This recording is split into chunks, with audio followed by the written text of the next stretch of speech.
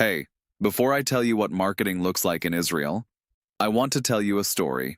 A true story, one I once read in the Israeli Globes and later heard in 3 different versions from people who do business there. Because this is not an urban legend. This is everyday life. There was this young woman, Naomi, a graphic designer, freelancer, 28 years old, born in Lod, raised in Netanya, no huge portfolio, no MBA, no pretty agency logo.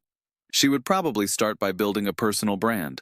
She'd launch a website, open a fan page, maybe book a photo shoot, maybe spend a few thousand on ads before anyone even thought about writing to her. But in Israel, there's no time for that. No one waits for people to like you. The only thing that matters is who pulls out their wallet today. Naomi did something else. One day, a sunny Thursday right before Shabbat, she went onto an online forum for small business owners in Tel Aviv, and she posted. Just a plain ugly post. No pictures, no mock-ups, no portfolio. She wrote, "I've got time this weekend. Logo in 24 hours. 200 shekels. Message me on WhatsApp." That was her entire marketing strategy. An ugly post. 0 branding. 0 storytelling. 0 who I am and why you should choose me. The result? 18 messages in the first hour. Another 11 by the end of the day. 9 paid logo projects in a single weekend. Happy clients who came back on Monday for more. Banners, business cards, simple layouts. Now the contrast. In the same co-working space, in a WeWork on Rothschild, a few desks away sat Ariel, SaaS founder, building a CRM automation tool. He'd been working on his landing page for a month, tweaking button colors, perfecting Figma animations, adjusting headlines, analyzing click rates in Hotjar, optimizing page speed every day, and after that month he didn't have a single paying customer. Why? Because Naomi went out into the street. A virtual street, but still a street. Ariel was waiting for his marketing to be perfect. Naomi just went out and grabbed the money, and that's the entire essence of Israeli marketing. Here you don't wait for the right moment. You don't wait for a finished product. You don't wait for a great brand. You go out to the market and see who wants to buy. Now, not in a month. Not after a seed round. Not after a UX audit.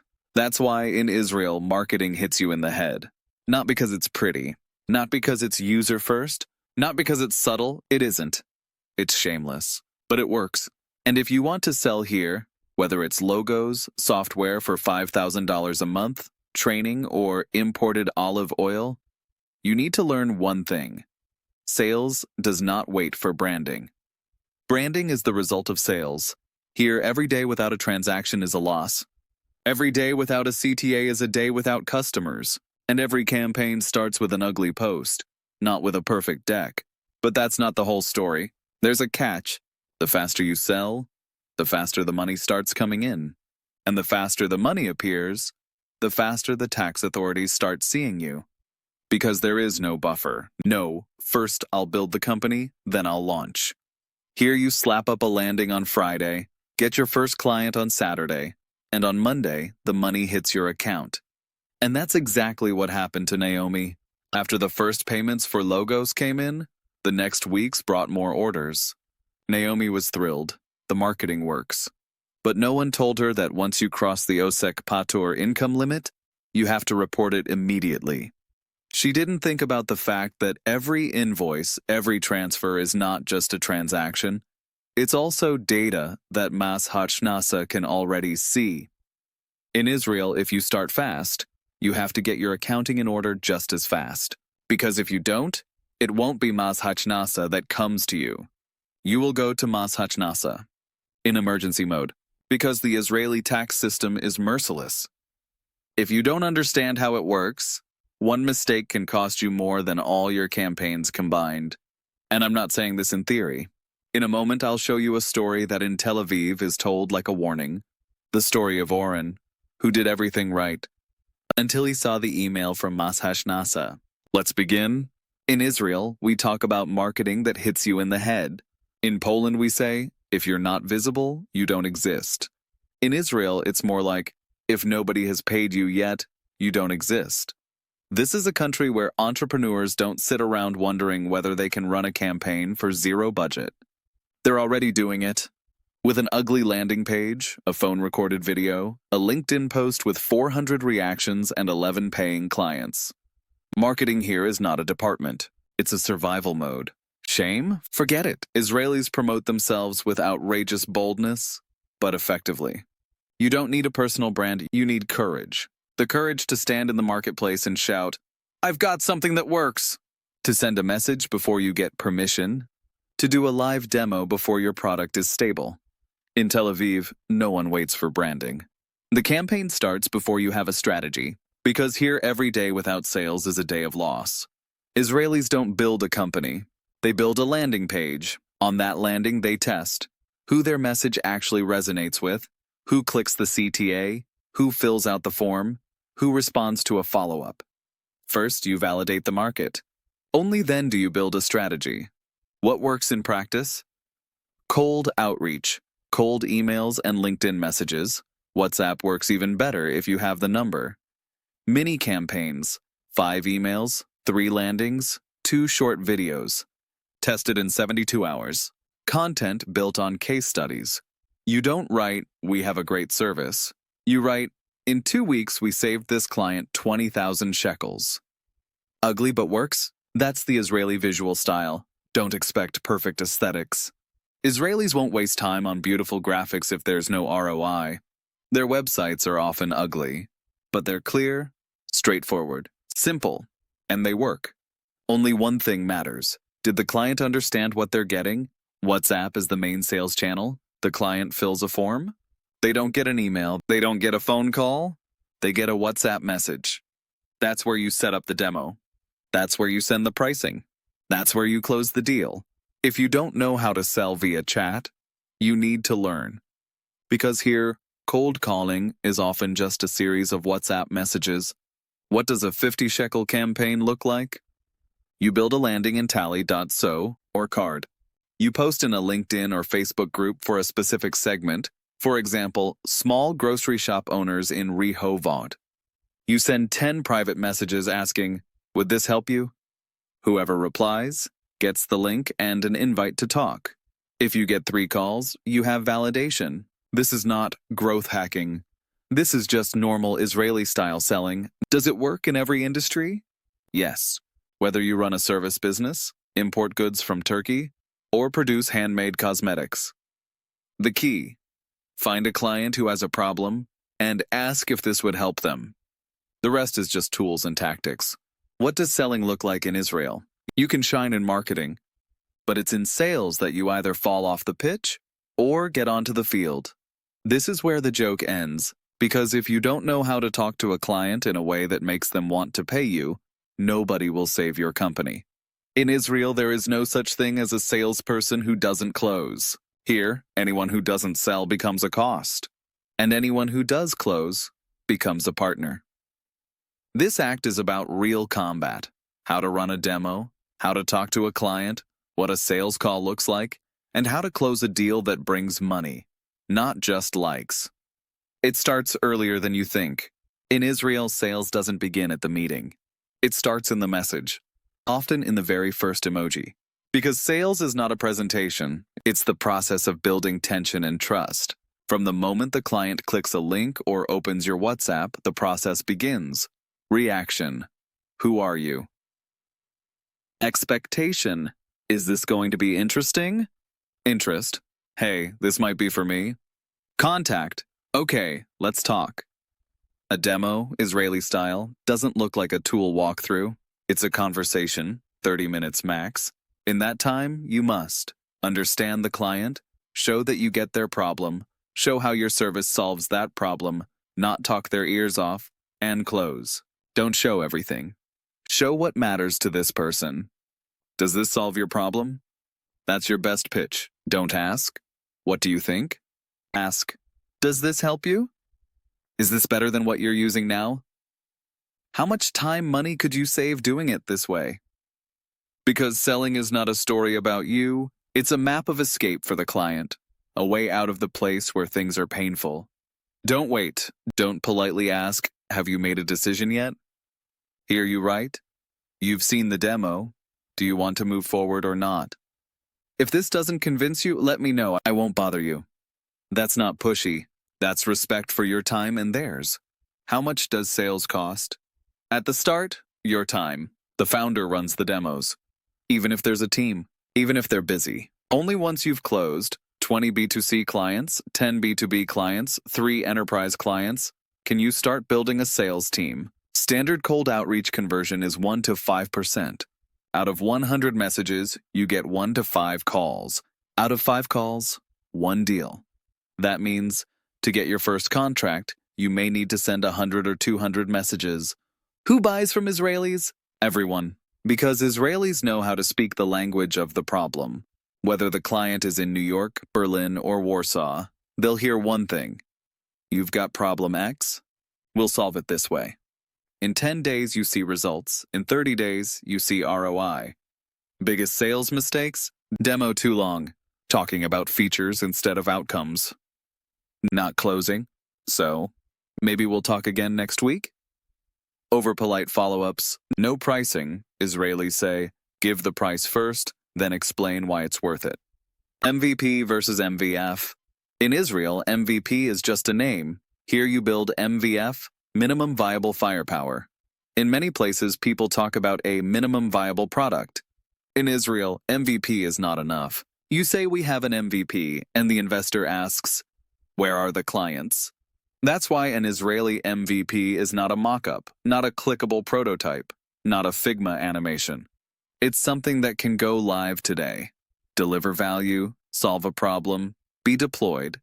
So we talk about MVF, minimum viable firepower, the minimum level of readiness to go onto the battlefield.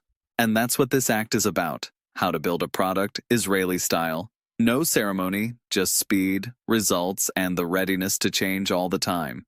The product is not built on paper, it's forged in the fire of customer conversations. An Israeli product team doesn't start with a roadmap. They start with the question, who will buy this and why now? If there's no answer, there's no product. The process, quick research of the problem. First sketch, often on paper. First landing page, with an email capture form. First feedback, from people who actually have that problem. MVP, a version you can already charge money for, even if it only half works. The Israeli product is ugly, but it works. It's not about beauty, it's about outcome. So the UI can be raw, the UX a bit rough, but the feature does what it's supposed to do. You click, and something happens. If it doesn't, you fix it, fast. Iteration is a religion.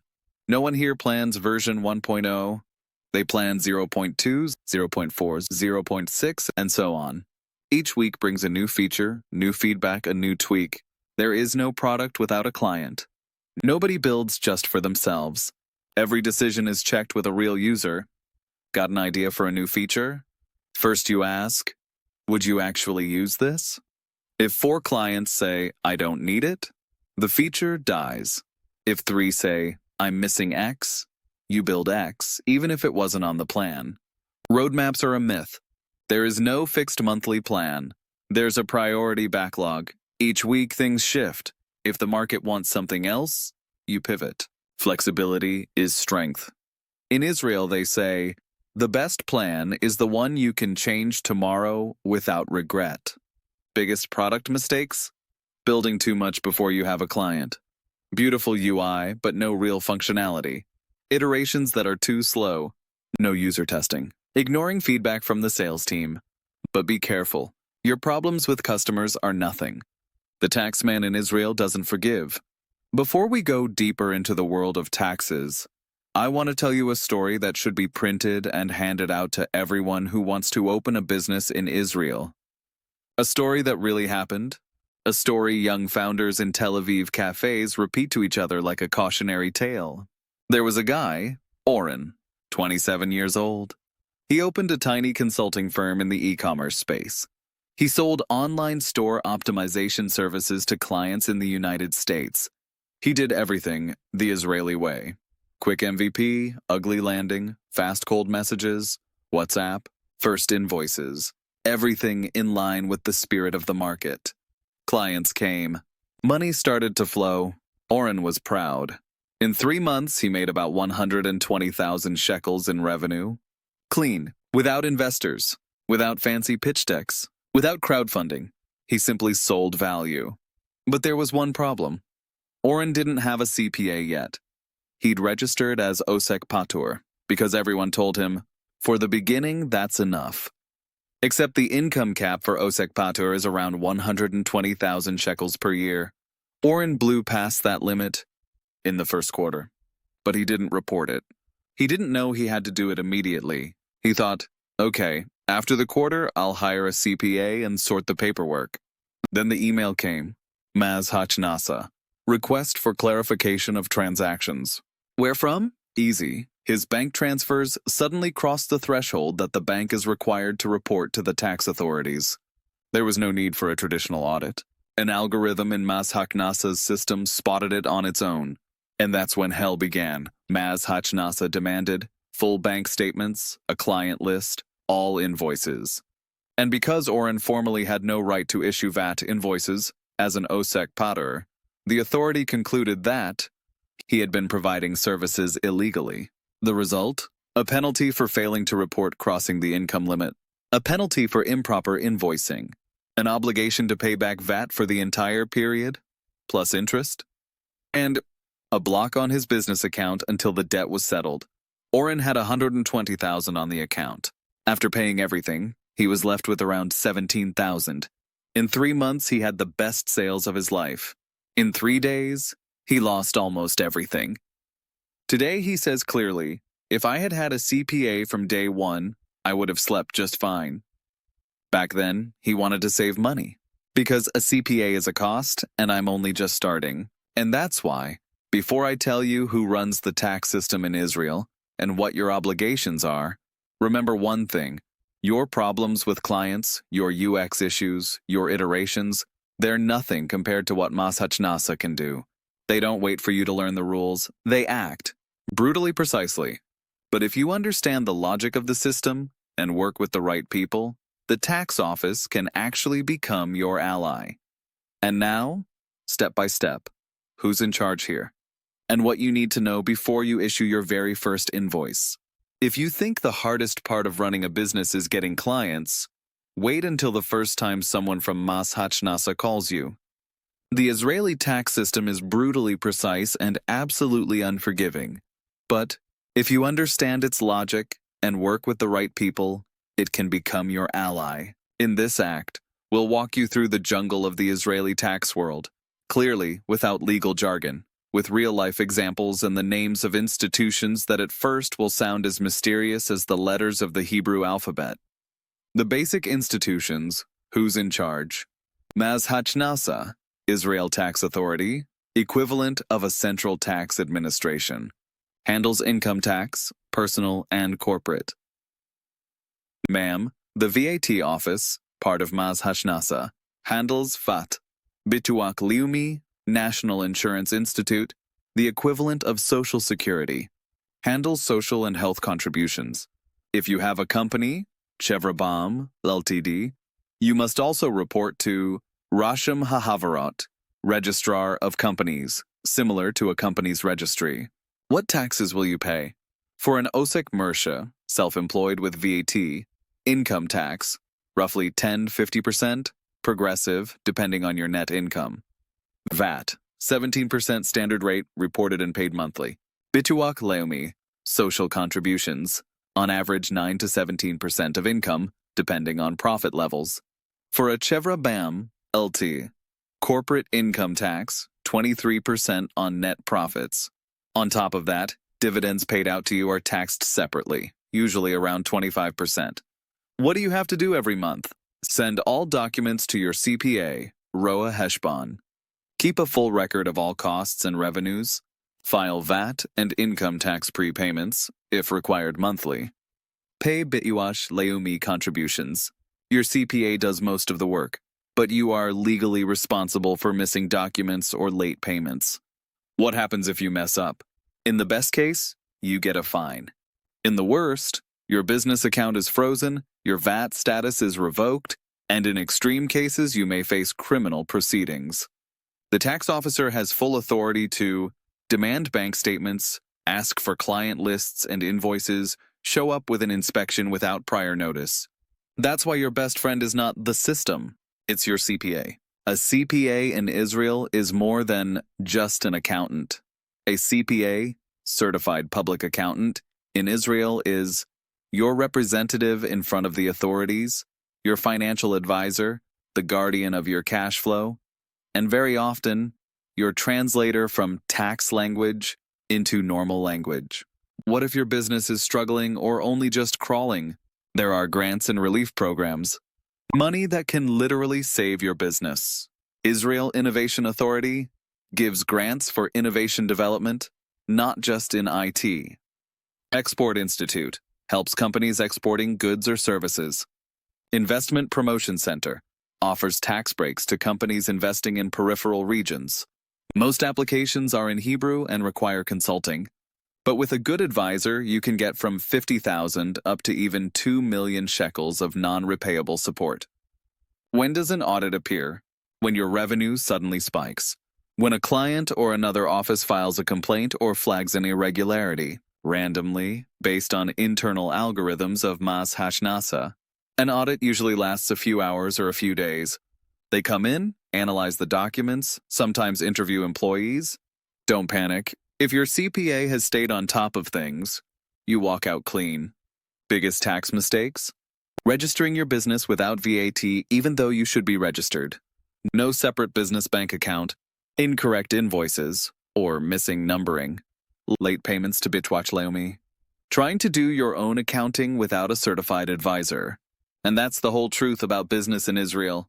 Speed is an asset here, but only when it's matched with wisdom. Because in this country, if you don't think about taxes before the money hits your account, you may very quickly find out what the brutal side of this game looks like. But if you master the basics, build a solid relationship with your CPA, and understand the system's logic, the taxman won't be your enemy.